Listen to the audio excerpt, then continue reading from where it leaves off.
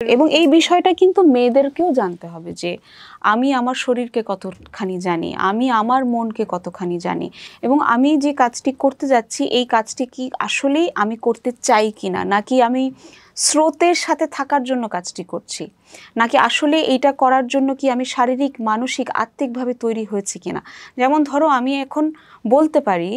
যে আমি তখনই মা হয়েছি যখন আমি আত্মিকভাবে, শারীরিকভাবে, মানসিকভাবে প্রিপেয়ার ছিলাম যে না, আমি এখন একটি শিশুকে, একজন মানুষকে তার মানে তার যতটুকু কেয়ার দেওয়ার প্রয়োজন ততটুকু আমি দিতে পারবো। সো এটা আসলে জানাটাও খুব জরুরি। এবং তোমার সেই ইকোসিস্টেমটা তুমি তৈরি করতে পারছো কিনা, এবং সেই ইকোসিস্টেমটা যদি তোমাকে সমাজ না দেয় তাহলে তোমাকে সেটা তখন অনেক প্রেশার হয়, এবং সেই প্রেশারটা ভীষণভাবে তোমার শরীরে মনে পড়ে, এবং সেইটাও অবশ্যই তোমার সন্তানের সাথে শেয়ার করাটাও জরুরি যে